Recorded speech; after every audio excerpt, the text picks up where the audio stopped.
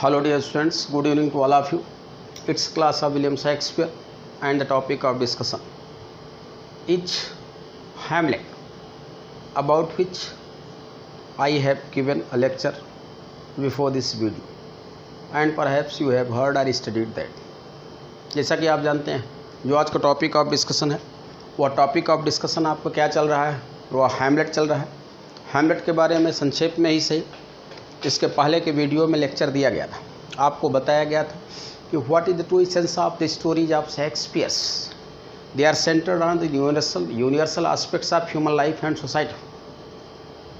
That is the very superiority because Shakespeare's tragedies, especially the romantic tragedies, forget tragedies of Shakespeare, represent the universal aspects of human life and society, beyond the time, beyond the place, so they are called beyond the hammer of time. अगर देखें तो जो Shakespeare's की four great tragedies हैं, specially four great tragedies में जिसकी बात की जाती है वह Hamlet, Othello, King Lear, Macbeth की जो बात की जाती है, अगर इनको देखा जाए तो यह ऐसे मानवीय पक्षों को हमारे सामने रखती हैं जो कि कहीं न कहीं से सार्वभौमिक है। अगर रेस्ट ऑफ द ड्रामेटिस्ट को देखते हैं तो कहीं न कहीं जो उनके कैरेक्टर्स हैं, that characters of the tragedy, they are a rarity of the society, sometimes born sometimes bar. अगर उनको देखें तो वह कभी कभार पैदा होते हैं, not in an age, within a several age. हो सकता है कई युगों में पैदा होते हैं। आप देख लीजिए, चाहे टैम्बरलेन द ग्रेट, चाहे डॉक्टर फास्टस को देख लीजिए। They are such characters beyond the imagination, beyond the thoughts of man. यह ऐसे पात्र हैं जो मानवीय कल्पनाओं से परे होते हैं। मानवीय कल्पनाओं से परे होने का मतलब कि जो जैसे विजन, आईसाइट ऑफ मैन है, उसका जो रेंज होता है वह लिमिटेड होता है। उसी तरह the capacity of human thought is also limited. अगर देखें तो it is a common mentality of man. यह एक मानव का सहज स्वभाव है कि उसकी सोचने की क्षमता का एक कहीं न कहीं से लिमिट होता है। लेकिन यह जो कैरेक्टर्स हैं, चाहे Tamburlaine the great, doctor Faustus, इनको देखें, मार्लो महोदय ने जो दिया है, तो they are the rarity, they are the prodigy of the society. यह दुर्लभ चीज़ें हैं। अगर आपके सामने ऐसी लाइन पढ़ी जाती है कि बी द वन अर्थ है जो in the sky lord and commander of these elements, all things that move between the quiet poles shall be at my command. ये मेरे अधिकार क्षेत्र में होगा। आकाश और पृथ्वी के बीच जितनी चीज़ें हैं वह सब मेरे कमांड में होंगे। अगर हीरो की बात करें तो द बेस्ट हीरो जिसे रिगार्ड किया जाता है वह कौन होता है? The hero of an epic होता है, महाकाव्य को होता है, क्योंकि उसे पता होता है कि actually he is an incarnated hero, none can harm. Macbeth का यह भ्रम था कि none can harm born from a mother. Macbeth का यह भ्रम था कि कोई भी स्त्री जात से पैदा, सहज जन, नेचुरल बर्थ को प्राप्त कोई भी व्यक्ति मैकबेथ की हत्या नहीं कर सकता। यह उसका भ्रम था, आपको पढ़ाया गया है। अगर दूसरी तरफ देखें तो जो महाकाव्य की हीरो होता है उसको कोई भ्रम नहीं होता। He is fully confident about his own existence from heaven. उसकी जो उत्पत्ति हुई है, अस्तित्व जो उसका है वह स्वर्ग से। Being an Indian you can take the two examples from Indian epics. आप भारतीय हैं, आप भारत के दो महाकाव्यों से उदाहरण ले लें। भगवान राम को भली भांति पता था कि I am an incarnated man and I am born only to kill mister Ravana, to free the earth from the bitter corruption and tyranny. ये जो प्रताड़ना है, ब्लड सेट, क्राइम, क्रूएलिटी है, भ्रष्टाचार है, इससे हमें धरती को मुक्त करना है। उन्हें कोई डर भी नहीं लगता। वो तो फ्रैंकली कहते हैं, don't talk about me, talk about the power of my younger brother. आप मेरे बारे में बात मत करो, मेरे छोटे भाई का देख लो। कहते हैं जग में सखा निशाचर जेते, लक्ष्मण हनहि निमिष मह तेते। एक सेकंड की देर लगेगी अगर मैं लक्ष्मण को आदेश दे दूं तो समस्त सृष्टि को समाप्त कर देंगे। मेरी बात तो छोड़ दीजिए, उन्होंने अपने बारे में नहीं कहा। श्री कृष्ण भगवान ने तो कहा ही है, अहम ब्रह्मास्मि, मैं ही ब्रह्म हूँ अर्जुन। तो यह रियलिटी थी उनकी। ये ठीक है, लीजेंडरी कैरेक्टर है, लेकिन यह हो सकती है बिकॉज दे वर इनकॉर्नेटेड। वह अवतारी पुरुष थे, उनके अंदर एक क्वालिटी हो सकती थी। लेकिन मैकबेथ का तो ये भ्रम था ना। Macbeth was a practical man only a military general. Macbeth केवल एक मिलिट्री जनरल था, वह अबव दैन एवरेज इतना ही था, तब भी उसको भ्रम था। भ्रम किसके कारण था कि only on the consolation false faith given by the witches, उन्होंने फॉल्स फेथ दिया था, उनके कारण उनको कहीं ना कहीं से था। दूसरी तरफ अगर देखें तो जो आपने डॉक्टर फास्टस को पढ़ा, जो आपने टेम्बरलेन द ग्रेट को पढ़ा, यह रेरिटी लगते हैं, यह शायद ऐसे न भी रहे हों, तो मार्लो महोदय का जो मेथड ऑफ प्रेजेंटेशन है वह कहीं ना कहीं देख रहे हैं beyond the common, beyond the mentality of the common man, imagination of the common man, वह चला जाता है। और शेक्सपियर का जो हीरो है, he looks just like to a सिबीब she laughs taking a very little achievement of his life. जैसे जन सामान्य को देखिए, छोटी छोटी उपलब्धि को लेकर के, छोटी सी उपलब्धि मिली तो हंसने लगता है, छोटी सी उपलब्धि मिली तो रोने लगता है। ऐसे हैमलेट को पढ़ा जाएगा। पहले क्वेश्चन देखें, आज के जो प्रश्न हैं पहले उन पे उनका उत्तर देख लिया। जो प्रश्न आपको दिया गया था वह है, who has stated these lines, things without all remedy should be without regards. आपको यह प्रश्न दिया गया था, question number 1, things without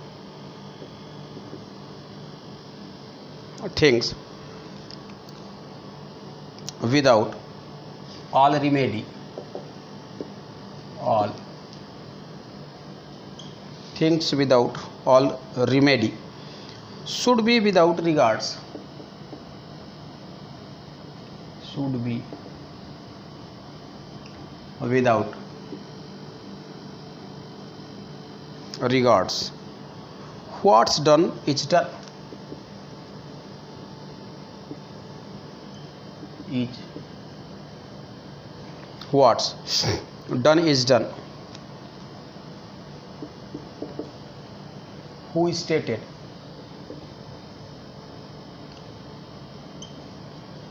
these lines?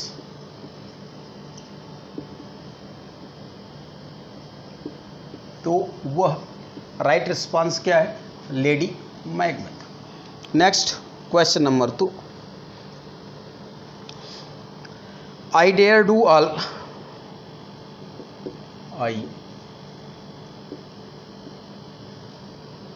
I dare do all that may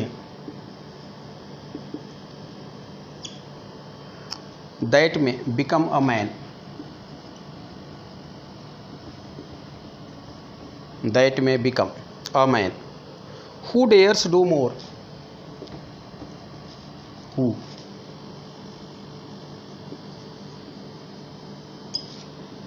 Who dares do more is none.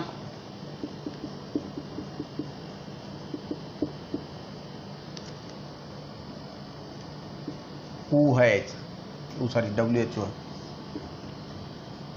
who has stated, THES ही है, THES, these lines.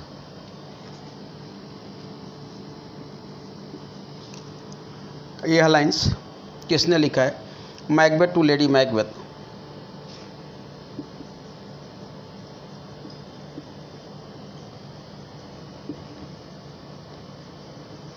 Macbeth to lady Macbeth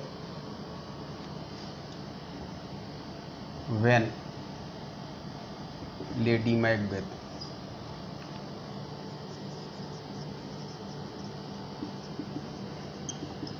incites him to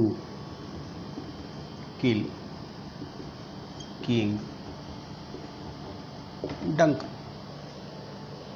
तो जो right response है ये यहाँ से हो जाएगा, Macbeth to lady Macbeth when lady Macbeth incites him to kill King Duncan, underline कर दिया गया है। नेक्स्ट क्वेश्चन नंबर 3 है, डबल डबल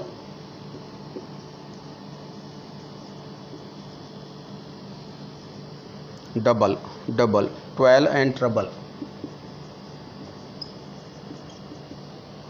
एंड AR है 12 and trouble, fire burn fire, burn and cauldron, CAULDRON, bubble, is a line from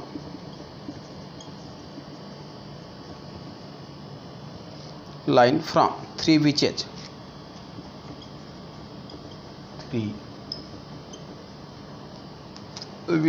at the time of Macbeth. Second, meeting to them उस समय का है। Next, what was the name of queen of the witches? What was the name of the queen of the witches? तो क्या है? हीकेट, HECAT, हीकेट। Next question number 5 है, I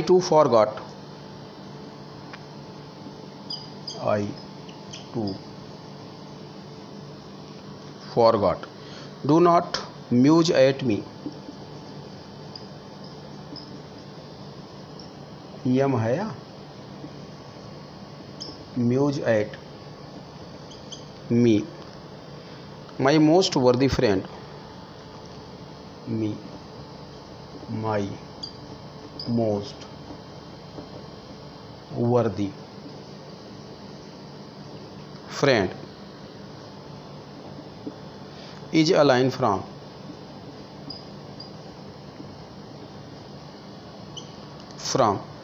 The Ghost of Banquo to Macbeth. The Ghost of Banquo to, ये यहाँ पे underline है। चलें देख लें, यहाँ पे जो प्रश्न लिखे गए हैं उनका उत्तर आपके सामने लिखा गया है, इनको पहले समझ लें। Things without all regarding should be without regards. What's done is done. Who stated these lines? तो लेडी मैकबेथ महोदया मैकबेथ को स्टेट कर रही हैं कि थिंग्स विदाउट ऑल रिमेडी, कुछ चीज़ें ऐसी होती हैं which are beyond the remedy, beyond the capacity of man, should be without regards.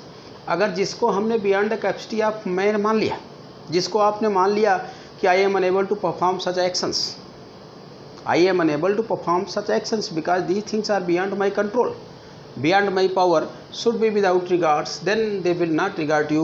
What's done is done, that is sufficient. Don't meditate again and again. जिन चीज़ों को हम उपार्जित नहीं कर सकते, जिन चीज़ों के बारे हम सोच नहीं सकते, उनका कोई प्रतिफल हमको नहीं मिलता, और जो हो गया वह उपार्जित किया गया, उसका प्रतिफल मिला, फिर उस पर बार बार सोचने की ज़रूरत नहीं होती है। यह लेडी मैकबेथ महोदया की लाइन है। Next, I dare do all that may become a man, I have dare to do all that, I have risked my whole life to do such things which call a man great. Mister Macbeth महोदय झल्ला जाते हैं। यह line उस समय की है, आगे आप देखेंगे। लेडी मैकबेथ महोदया इंसाइट करती हैं, मारती हैं। तो मैकबेथ को देखें कि एक तो Macbeth was caught in the tight corner. Macbeth was caught in the tight corner of a moral crisis, a moral conflict. वह अंतर्द्वंद में फंसा है। Whether should I fly, O God? Where should I have to go? Oh dear God, guide to me. एक तरफ उसकी भौतिकवादी लालच है। मैकबेथ का एक ऐसा कैरेक्टर है, आपको शुरू में समझाया गया है कि among the characters of Shakespeare Macbeth is perhaps the best example of split personality, a man divided into two targets of his life. His mind, his heart, his thinking is divided into two parts. दो भागों में बटी हुई है। One for the worldly achievement, temporal gaining. कहीं न कहीं he has also agreed in the core of his heart to achieve the throne of Scotland. Scotland की गद्दी हमको मिलनी चाहिए। दूसरी तरफ to keep the principles of morality and humanity. नैतिकता के, मानवता के मानदंडों को भी मानना है। एक आध बार आपको एग्जाम्पल में दिया गया है। गोस्वामी तुलसीदास जी ने लिखा है कि हंसप ठठा फुलाओ गालू, दोनों नहीं हो सकता है कि आप नैतिकता की दुहाई दें और आप हत्या की बात करें। दोनों जस्ट अपोजिट थिंग्स हैं। The two branches, the two source of the sea, the two source of a river which can't mix together at any time.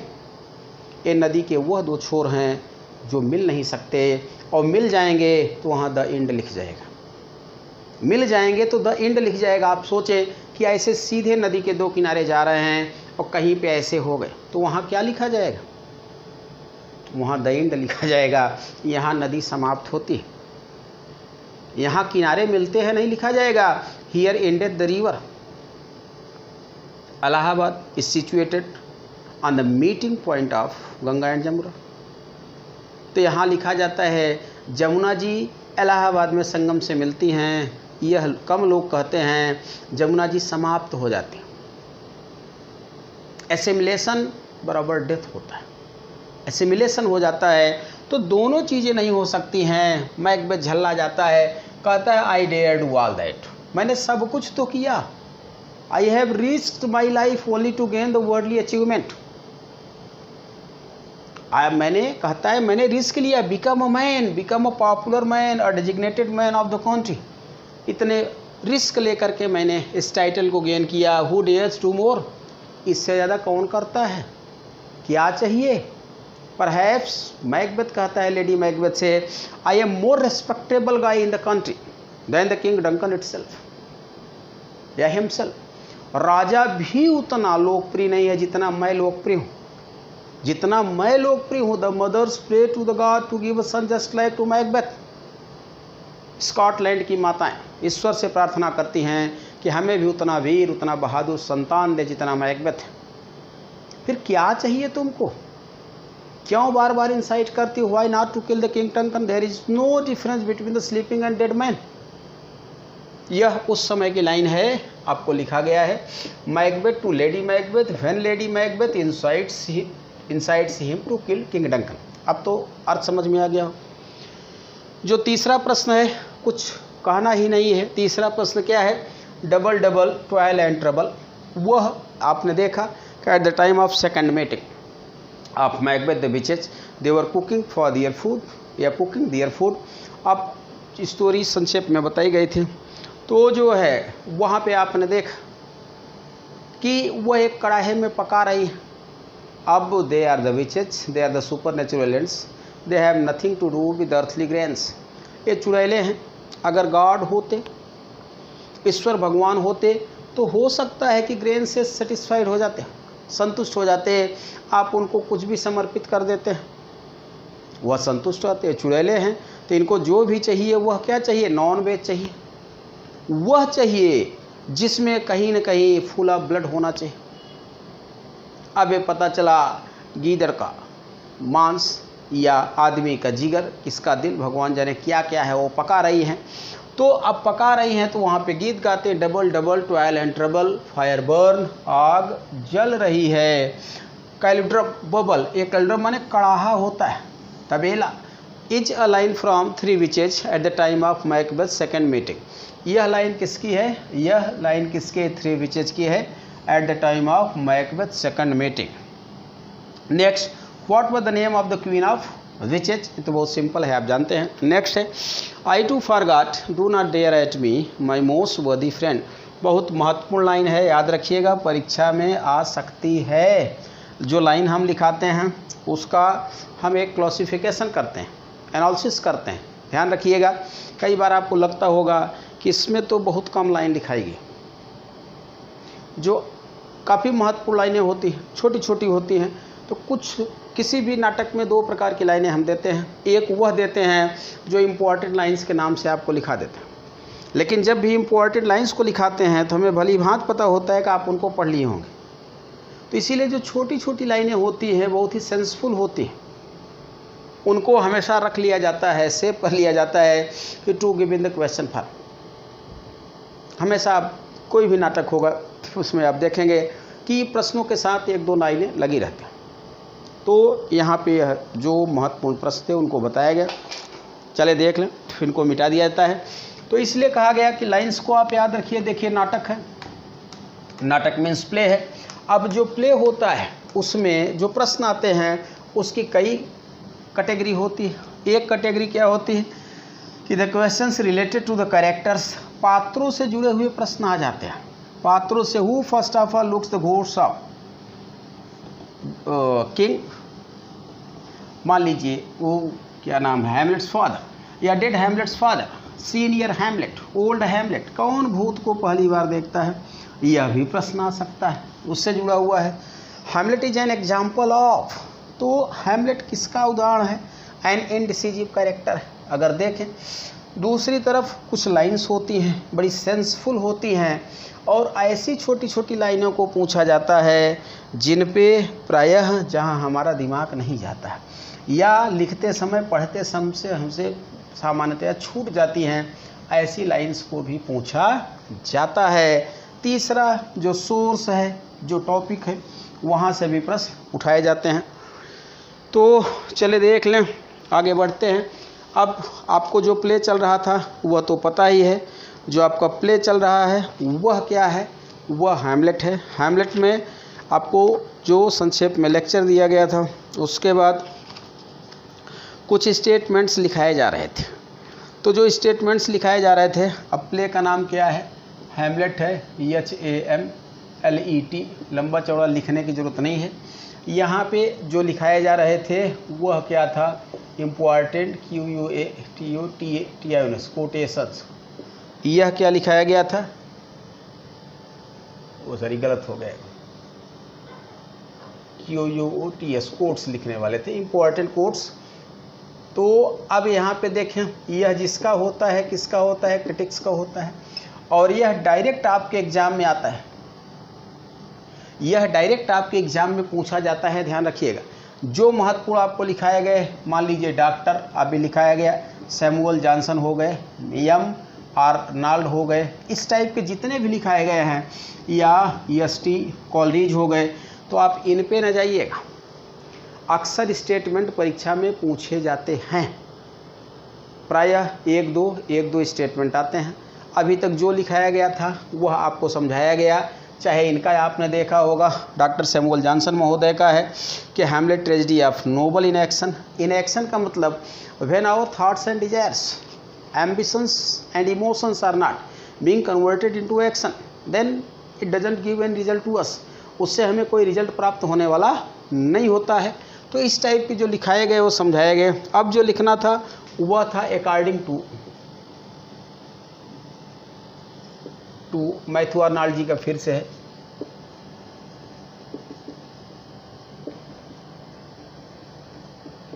According to Matthew Arnold, wavering between two world,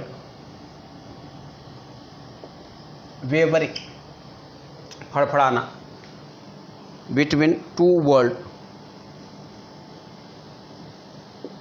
दो दुनिया की बात हो रही, two WOR, wavering between two world. Hamlet loses his life, Hamlet loses his life, यह इनका कथन है। दूसरा T.S. एलियट का है, according to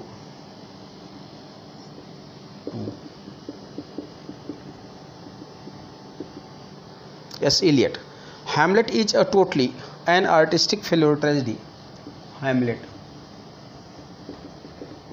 is a totally an artistic and failure tragedy of Shakespeare. Shakespeare, in the sense of objective correlative, tragedy of Shakespeare in the sense of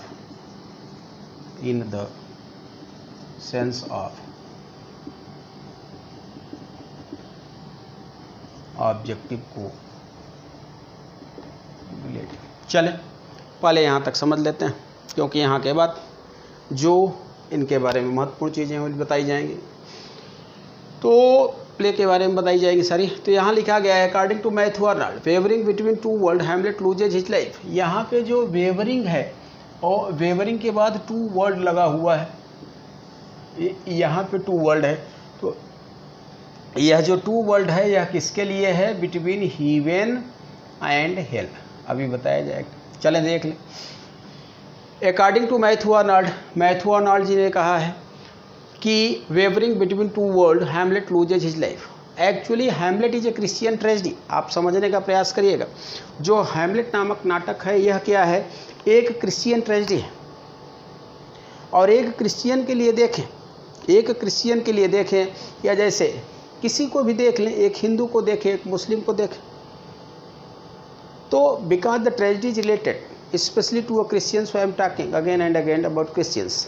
तो चूँकि Christian से जुड़ी हुई है, तो क्रिश्चियन के लिए यह बहुत अहम चीज़ होता है कि to be away from the sin, from the commitment of the सिन।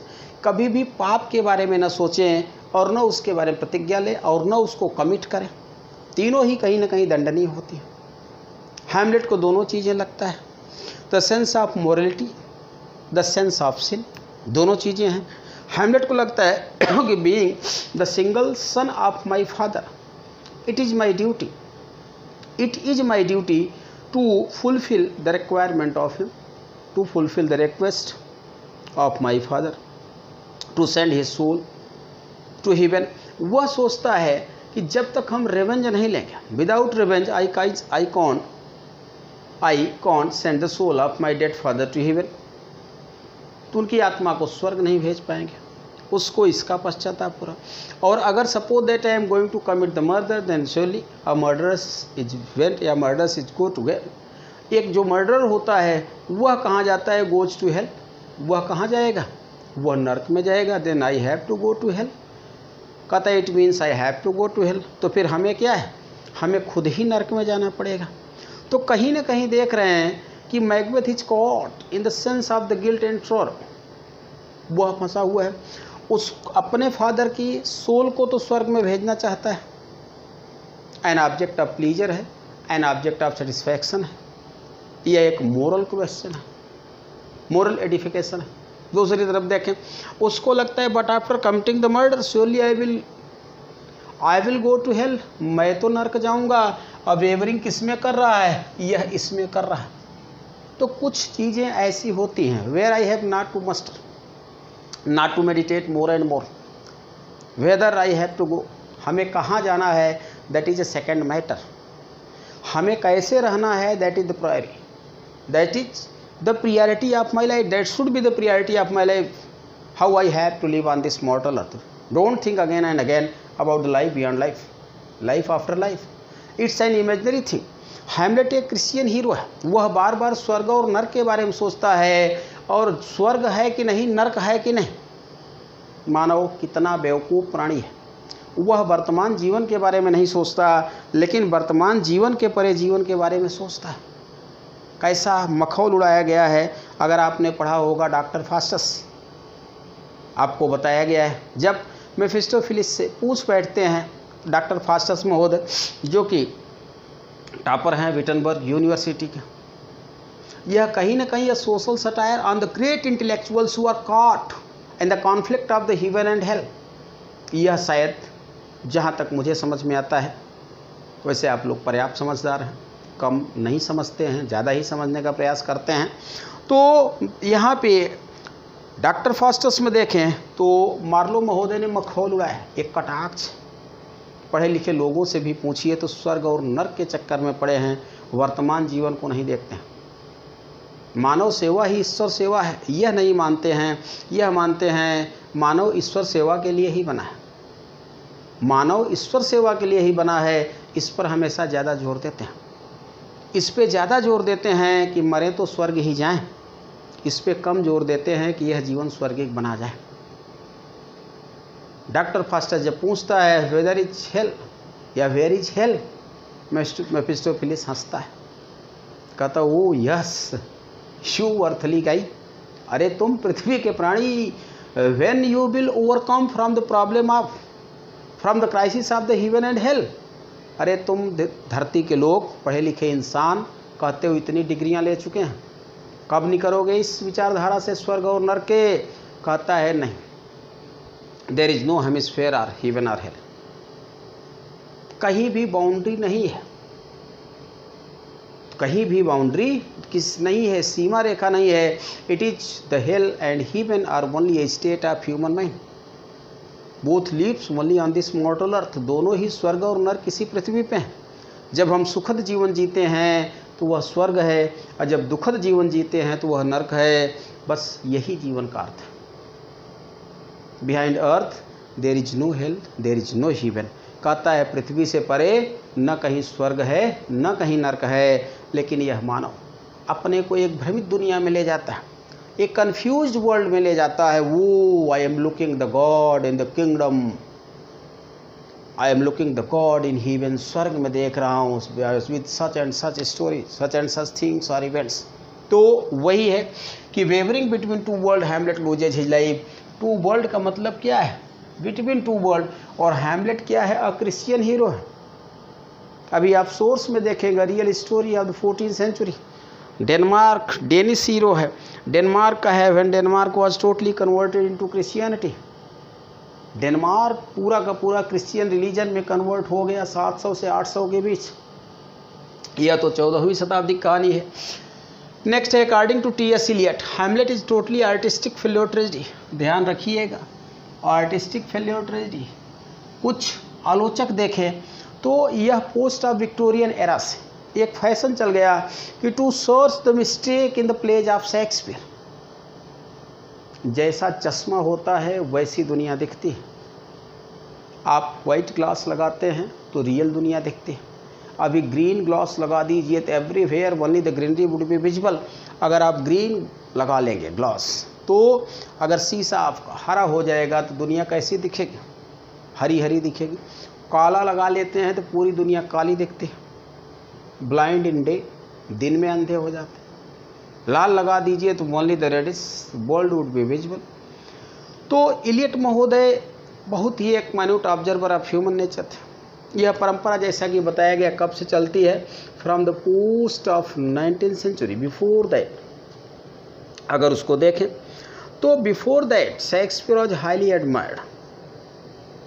दो लोग, एक तो preface to Shakespeare Ben Jonson महोदय, he has also tried to tick the negativity, the demerits in the play, to search out the demerit in the plays of Shakespeare, preface to Shakespeare आपने पढ़ा होगा। दूसरी तरफ Matthew Arnold महोदय जब began his life as a critic, उनको भी लगा why not to search out the mistake, why not to search out the mistake, क्योंकि चर्चित होना है, नेता बनना है तो किसी पार्टी के बड़े नेता जिसमें नहीं जाना है उसको छोड़ करके उसको जूते मारना है, उसको जूते फेंकना है। तो जो है मैथ्यू आर्नल्ड महोदय का सोनेट तो आपने पढ़ा होगा, सोनेट पढ़ा होगा to Shakespeare. Others avoid our question the word free Shakespeare be ask and ask you smiled from बिवे। उसके बाद इलियट महोदय ने तो ब्लास्ट ही कर दिया, कहा कि Hamlet is a totally artistic failure tragedy of Shakespeare in the sense of objective correlative. इन्होंने ब्लास्ट के साथ एक पॉइंट लगा दिया अपने बचाव के लिए। इन्होंने कहा आई am not talking about the whole tragedy, about the whole story, only the essence of Hamlet's speech, the essence of Hamlet's character decreases because he doesn't follow the objectivity, objective correlative, इसको नहीं follow करता है।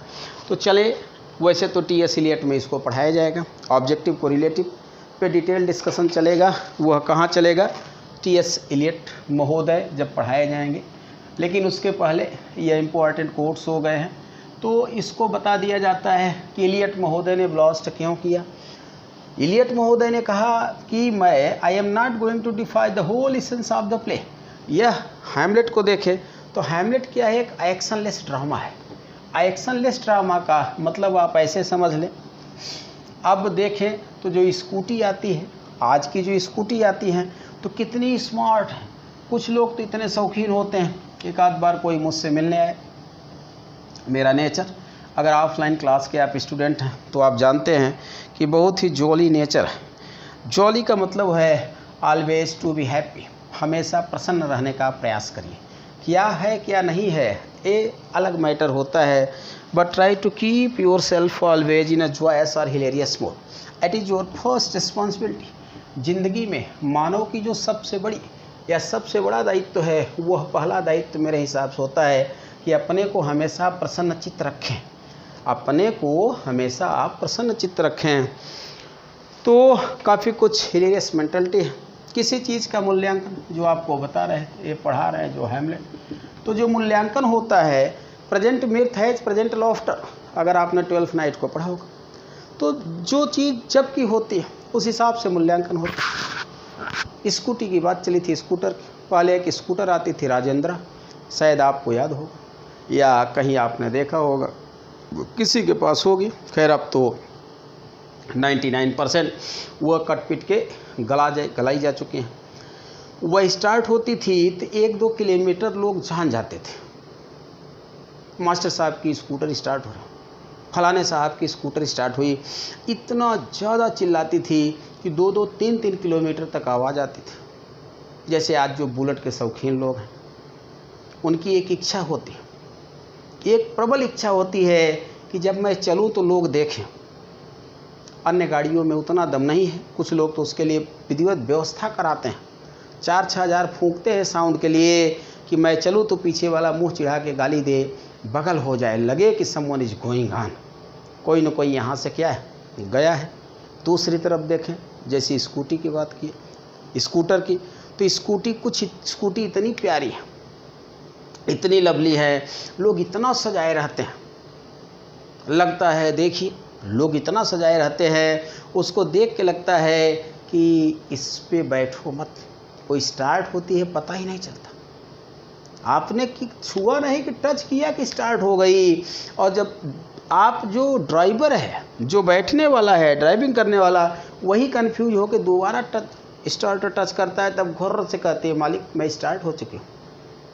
आपको नहीं पता चलता है, लगता है उसको देख के एक ही गाना गाएं कि बैठ मेरे पास तुझे देखता रहूं। ऐसी सुंदर स्कूटी आती, और उस ज़माने की स्कूटर थी। तो उस स्कूटर राजेंद्रा की अहमियत उस समय थी, उस सेंस में थी। स्कूटी का अहमियत इस सेंस में। पहले की साइकिलें देख लें जो गाँव में आती थी, एटलस हरकुलिस, याद होगा शायद। गांव के लोग 1 नहीं 1.5 कुंटल लाद के साइकिल पे चल देते थे। वह भी बड़े प्रेम से चल देती थी, यही मान करके कि it is my duty to obey the order of the lord. जो मेरा मालिक है उसके अधिकार, मैं जो भी आदेश देगा उसको फॉलो करना। आज की साइकिलें आती हैं, देखिए फ्लाइंग बर्ड की आती हैं, लगता है they can't be use for driving, for riding, चला नहीं सकते, इतनी प्यारी लगती, इतनी लवली लगती हैं। तो 2 चीज़ें होती हैं। Hamlet is an actionless tragedy. Hamlet को देखें तो यह एक्शनलेस ट्रेजेडी है, अ क्रिश्चियन ट्रेजेडी है, अ mental tragedy.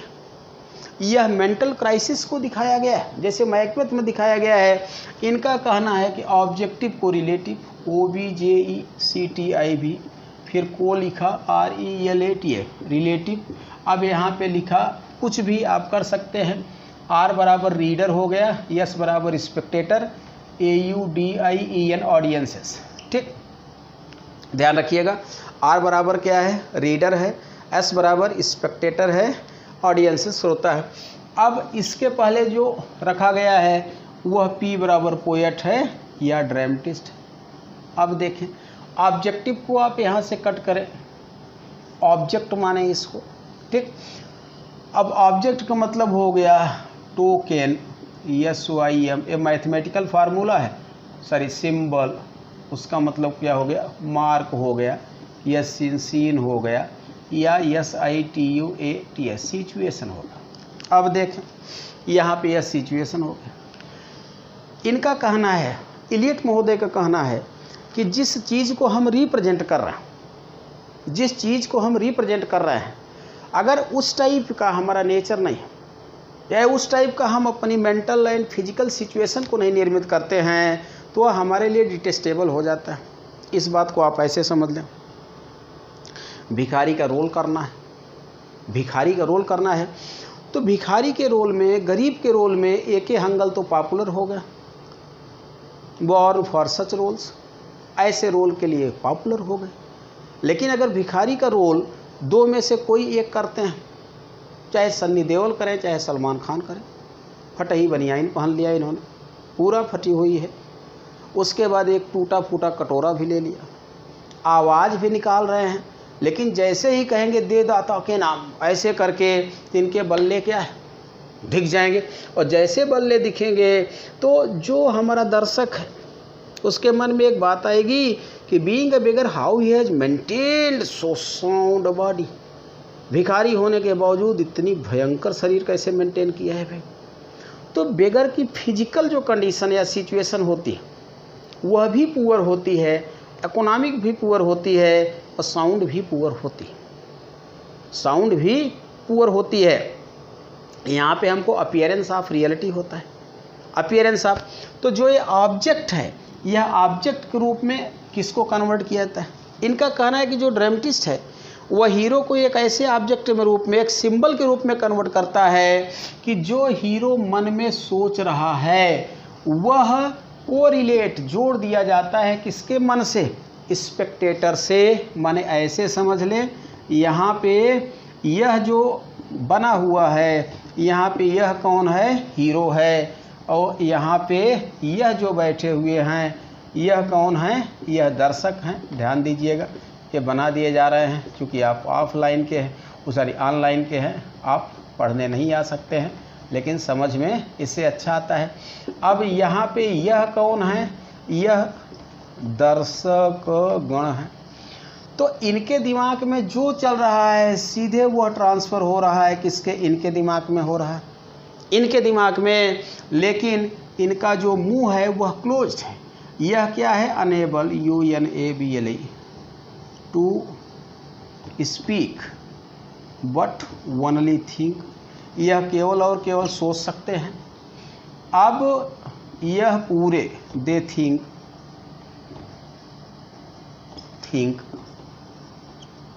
About hero's thought. अब समझ में आया, they think about hero's thought. तो जो जो इनके दिमाग में चल रहा है वह क्या है, यह समझ रहे हैं। अब आप इसको ऐसे समझ लें, इन्होंने लिखा है, इन्होंने का मतलब है कि इलियट महोदय ने लिखा है। यह बात किसकी चल रही है, T.S. इलियट की चल रही है।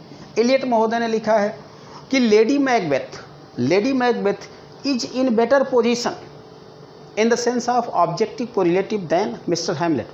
लेडी मैकबेथ बेटर पोजीशन में है जब वह रात में चलती है। She is subconscious, conscious, subconscious, unconscious, 3 stage होती है, सचेतावस्था, सचेतावस्था, अचेतावस्था और अर्ध सचेतावस्था, ऐसे क्या बोलते हैं हिंदी में, ऐसे होता है। अब देखें तो लेडी मैकबेथ जब चलती है तो 4 लाइन बोलती है, 5 my lord the hell is murky, out out, damned spot, all the perfumes of Arabia will not sweeten this little hand. 4 line सारी मुंह से निकल गया, ये लाइन स्टैंजा का बोलती है।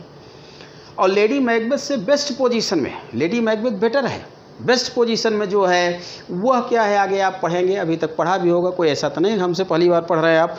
तो जो है वह जो बेस्ट पोजीशन में है वह कौन है, रोमियो एंड जूलियट, आपने पढ़ा होगा, जूलियट है। द बेस्ट स्पेसिमेन कौन है, यह ROMEO, रोमियो, एंड यह JULIET, यह जूलियट महोदय बेस्ट पोजीशन में। यह लिविंग बरीड इन द टम, यह जिंदे जी दफन हो जाती है। क्या राज है वो आगे देखें कैसे दफन होती। जब यह दफन हो जाती है तो अब यहाँ से तो यह कुछ सोच नहीं रही होगी।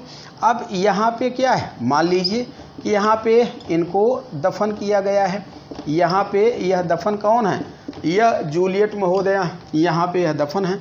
तो इनके बारे में अब कौन सोच रहा है, how great she is the paramount of love and affection, she is the paramount of earth love, star cross lover. ये केवल और केवल अपने प्रेमी से शादी करने के लिए जिंदे जी लेट जाते हैं, क्योंकि जितने भी दर्शक हैं यही ड्रामेटिक आयरोनी होती है। आगे आपको पढ़ाया जाएगा, पहले भी पढ़ाया गया है कि dramatic irony means when the audiences or spectators are more aware about the essence of the story than the characters who are performing the play, that is called the dramatic irony. जब जो बैठे हुए दर्शक हैं वह नाटक खेल रहे पात्रों से ज़्यादा नाटक की कहानी के बारे में जानते हैं। इनके घर वाले जानते हैं सी हैज़ पास्ट अवे, और जबकि यहाँ पे बैठे दर्शक जो देख रहे थे, इनको जब वो पोषण दिया गया, तो इसका माने जो मतलब है ऑब्जेक्टिव को रिलेटिव का, तो इलियट का कहना है कि हैमलेट को शांत हो जाना चाहिए। Nearly 48% the statement of the play is related to the soliloquies of mister Hamlet. Verbal action है पूरे के पूरे नाटक में। जितनी लाइन है लगभग 47 से 48% किसके द्वारा बोली गई? हैमलेट के। हैमलेट एक्शनलेस प्ले है, कहीं जाता नहीं है, बड़बड़ाता रहता है, ऐसी दार्शनिक की बातें करता है कि हमको सोक्रेटिस, प्लेटो, अरिस्टोटल याद आते हैं। What is the art of life, what is the aim of life, क्या है, और जबकि स्वतः पागल बना हुआ है। तो इलियट को यह नहीं समझ में आता है कि then at the stage of madness why Hamlet gives so beautiful and philosophical practical statement related to the life of man. Hamlet महोदय को इतने दार्शनिक कथन देने की क्या ज़रूरत है? वह पागल बने हैं, ठीक है, नकली पागल बने हैं। तो try to gather the sympathy from the part of the spectator means the people of the country to present himself in the real mad guy, in the form of real mad guy. Eliot का इतना ही कहना है कि Hamlet महोदय को अपने को एकदम से रियल मैड प्रेजेंट करना चाहिए, जैसे एक असली पागल होता है। अगर हैमलेट महोदय अपने को असली पागल के रूप में प्रेजेंट कर लेते तो कहानी का हश्र कुछ दूसरा होता। यहाँ पे जो दर्शक है वह डाउट में, वो yes he is a mad, but what beautiful and practical statement is given by. अरे भाई ये तो पागल है, अब पागल होने के बाद इतना बढ़िया कथन कैसे दे रहा है? तो अब आपको समझ में आ गया कि the true sense of the objective correlative. Objective correlative का मतलब क्या हुआ कि हीरो को एक सिचुएशन में लिया दिया जाता है, उसके बाद हीरो को साइलेंट हो जाना चाहिए, हीरो को साइलेंट हो जाना चाहिए। और जब दर्शक उसके बारे में सोचेंगे तो डाइवर्सिटी इन थॉट्स होगी, विचारों में कहीं ना कहीं विभिन्नता होगी। हैमलेट वह कह दिए जो हैमलेट पागल होकर के बुद्धिमान बन गए, हैमलेट पागल होकर के बुद्धिमान बन गए, जबकि यह पागल है भी नहीं। तो जब आप नहीं पागल थे तो आपको पागल नहीं बनना चाहिए, और अगर पागल के आपने सिंबल धारण कर लिया है then you should not give the such practical philosophical statements related to the life of man. तो फिर आपको ऐसे कथन देने की कोई ज़रूरत नहीं थी। यह कहना किसका है? इलियट महोदय का कहना है। इसीलिए इलियट ने लिखा है कि Hamlet is a totally artistic fellow tragedy of Shakespeare in the sense of objective को रिलेटिव। इसको आपने देखा, तो अब जो आज के प्रश्न हैं आप पहले उनको देख लें। अब उसके बाद चूँकि हैमलेट है तो हैमलेट में थोड़ा टाइम लगेगा, हर एक जगह इनका क्लासिफिकेशन किया जाता है, हर एक चीज़ का एनालिसिस किया जाता है। अभी आपने देखा है यहाँ तक। अब आज का जो प्रश्न है उसको देख ले। Who stated these lines? Number 1, who stated these lines? यह लाइन किसने दिया है? Whither should I fly O God, whither should I fly O God, what a crime,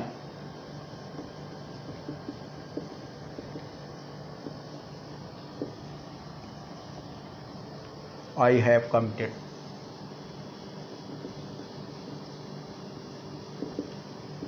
यह किसकी लाइन है आपको यह बताना है। Next, how many murderers were appointed by Macbeth? Question number 2, how many murderers were appointed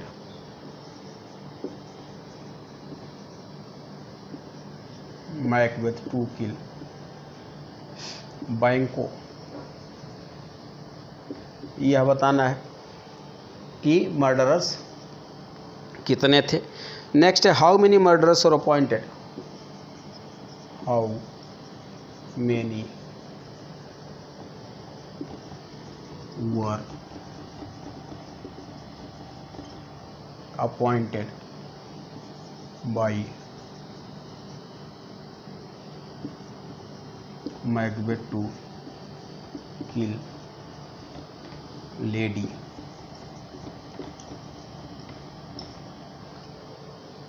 Macduff. Next, Macduff flies from,